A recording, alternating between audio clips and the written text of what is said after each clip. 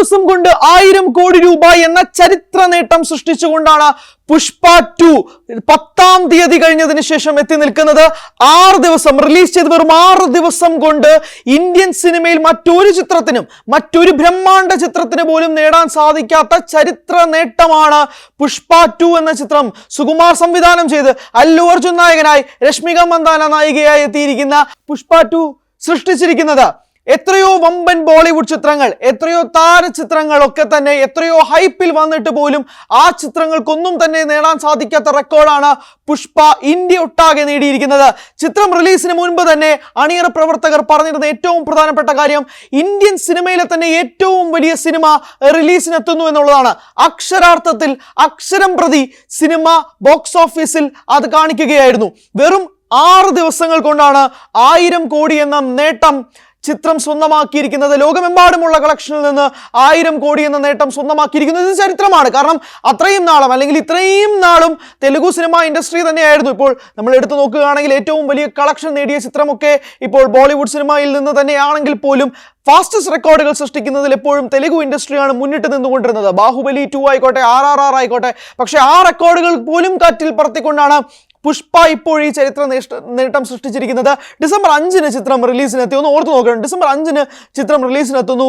11-ാം തീയതിയാണ് ഇന്നത്തെ ദിവസം. പക്ഷെ 10 വരെയുള്ള കളക്ഷനാണ് നമുക്ക് കിട്ടുക.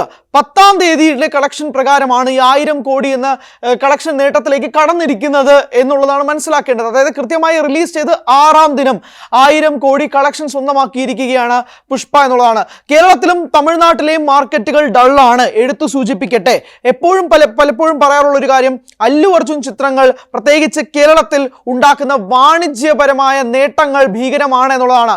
പക്ഷേ അല്ലു അർജുന്റെ മറ്റ് ചിത്രങ്ങളോടനുബന്ധിച്ച് നമ്മൾ എടുത്തു നോക്കിയാൽ പുഷ്പ 2 കേരളത്തിൽ അത്ര വലിയ നേട്ടമല്ല കൊയ്തിരിക്കുന്നത്. കേരളത്തിലും തമിഴ്നാട്ടിലും അതിന്റെ നേട്ടം കുറവാണ്, ടിക്കറ്റ് ബുക്കിങ്ങുകൾ കുറവാണ്.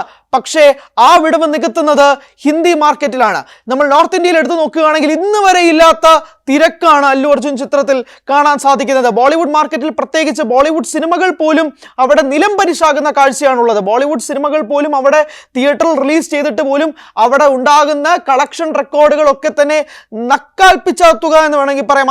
അത്രയ്ക്ക് കുറഞ്ഞ തുകയ്ക്കാണ് ബോക്സ് ഓഫീസിൽ തിയേറ്റർ വന്നതിന് ശേഷം, തിയേറ്ററുകളിൽ ഹിന്ദി സിനിമകൾ റിലീസായതിനു ശേഷം കാണാൻ സാധിക്കുന്നത്. പക്ഷേ അതെല്ലാം ഒരു തെലുങ്ക് ചിത്രം മാറ്റിക്കുറിക്കുന്ന ഒരു കാഴ്ച. നോർത്ത് ഇന്ത്യൻ മാർക്കറ്റിൽ, നോർത്ത് ഇന്ത്യൻ തിയേറ്ററുകളിലേക്ക് ആളുകൾ ഇടിച്ചു കയറുന്ന കാഴ്ച തന്നെയാണ് കാണുന്നത്. മലയാളത്തിൽ വീണ്ടും ആവർത്തിക്കുന്നു, നെഗറ്റീവ് അഭിപ്രായങ്ങൾ തന്നെയാണ് ഉണ്ടായിരുന്നത്.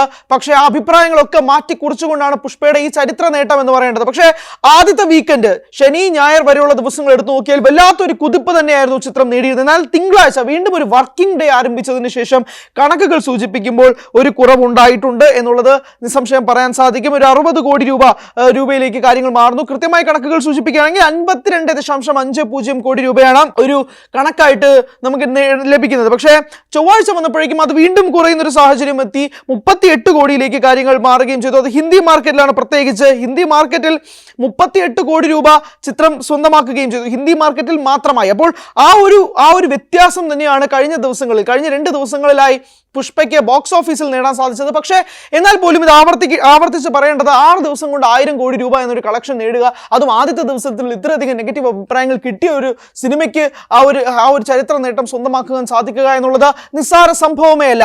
അങ്ങനെ വരുമ്പോഴാണ് അല്ലു അർജുന്റെ ബ്രാൻഡ്, അല്ലു അർജുൻ എന്ന വ്യക്തി, അല്ലു അർജുൻ എന്ന താരത്തിന്റെ മാർക്കറ്റ്, പുഷ്പ എന്ന സിനിമയുടെ ഫ്രാഞ്ചൈസ് ഹോൾഡ് ചെയ്യുന്ന മാർക്കറ്റുകളെ സംബന്ധിച്ചിടത്തോളം നമുക്ക് ചർച്ച ചെയ്യേണ്ടത്. പുഷ്പ 3 ഉറപ്പാണ് എന്ന് വീണ്ടും പ്രഖ്യാപിക്കുന്നതാണ് ബോക്സ് ഓഫീസിലെ കളക്ഷൻ. കാരണം ആദ്യ ദിവസം തന്നെ ഇത്രയും വലിയ നെഗറ്റീവ് അഭിപ്രായങ്ങൾ സൗത്ത് ഇന്ത്യയിൽ കിട്ടിയ ഒരു ചിത്രത്തിന് ഇത്രയും വലിയൊരു സ്വീകാര്യത ലോകമെമ്പാടും മറ്റ് പ്രദേശങ്ങളിൽ നിന്നൊക്കെ കിട്ടുമ്പോൾ പുഷ്പ 3-നെ പറ്റി ഇനി രണ്ടാമത് ചിന്തിക്കേണ്ട കാര്യം അണിയറ പ്രവർത്തകർക്കില്ല. കാരണം അത്രമാത്രം ഓൺ കാർഡ്സ് ആണ് സിനിമ. ഇത്രമാത്രം രീതിയിൽ രണ്ടാം ഭാഗത്തിനൊരു വരവേൽപ്പ് ഉണ്ടാകുമെന്നുള്ള കണക്കുകളൊന്നും സ്വപ്നത്തിൽ പോലും ആദ്യ ഷോ കണ്ടിറങ്ങിയ പല പ്രേക്ഷകരുടെയും ഉള്ളിൽ ഉണ്ടായിരുന്നില്ല. പക്ഷെ ആ ചരിത്രമാണ് ഇപ്പോൾ സാക്ഷാത്കരിച്ചിരിക്കുന്നത് പുഷ്പ 2-ന്റെ അണിയറ പ്രവർത്തകർ. അതുകൊണ്ട് തന്നെ 3 വലിയ ക്യാൻവാസിലാവും, ഇതിലും വലിയ ബ്രഹ്മാണ്ഡമായ രീതിയിൽ തന്നെ വരും. പക്ഷേ എടുത്തു സൂചിപ്പിക്കേണ്ടത് എപ്പോഴായിരിക്കും എന്നുള്ളത് സംബന്ധിച്ച് നമുക്ക് അറിവൊന്നുമില്ല. പക്ഷെ പുഷ്പ 3 അനൗൺസ് ചെയ്തിട്ടുണ്ട്, അതുകൊണ്ട് തന്നെ പുഷ്പ 3 വന്നിരിക്കും എന്നുള്ള കാര്യത്തിൽ സംശയമില്ല. പക്ഷെ നമുക്കൊന്ന് കണക്കുകൾ നോക്കാം.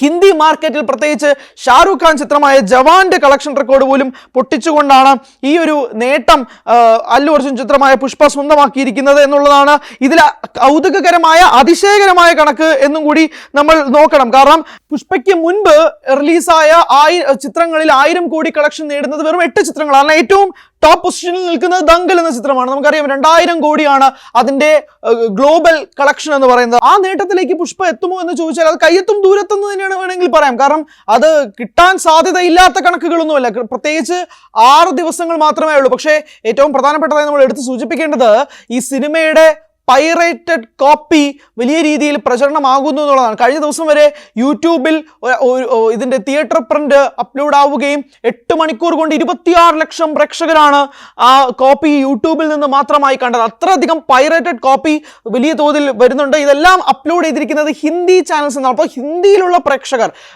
ഹിന്ദി സ്പീക്കിംഗ് പ്രേക്ഷകർ എത്രമാത്രമാണ് ഈ സിനിമയ്ക്ക് വേണ്ടി കാത്തിരിക്കുന്നത്. അതുകൊണ്ട് തന്നെയാണ് ഡിമാൻഡ് കൂടുന്നത് പുഷ്പ 2 എന്ന ചിത്രത്തെ സംബന്ധിച്ച്. അതുകൊണ്ട് തന്നെ ബോക്സ് ഓഫീസിൽ ഇനി എത്രമാത്രം ഇതിന്റെ കളക്ഷൻ തുക വർദ്ധിക്കും എന്നുള്ളതുണ്ട്. കാരണം പല പ്രേക്ഷകരും ഈ പൈറേറ്റഡ് കോപ്പി കാണുന്നുണ്ട് എന്നുള്ള ഒരു കാര്യം കൂടി നമ്മൾ എടുത്ത് സൂചിപ്പിക്കണം. 26 ലക്ഷം പേരാണ് അവരൊറ്റ യൂട്യൂബ് ചാനൽ അപ്ലോഡ് ചെയ്തത് മാത്രമാണ്. അല്ലാത്ത എത്രയോ വഴികളിൽ ഈ പൈറേറ്റഡ് കോപ്പി സ്പ്രെഡ് ആയിട്ടുണ്ടെന്നുള്ളത് ഓർക്കണം.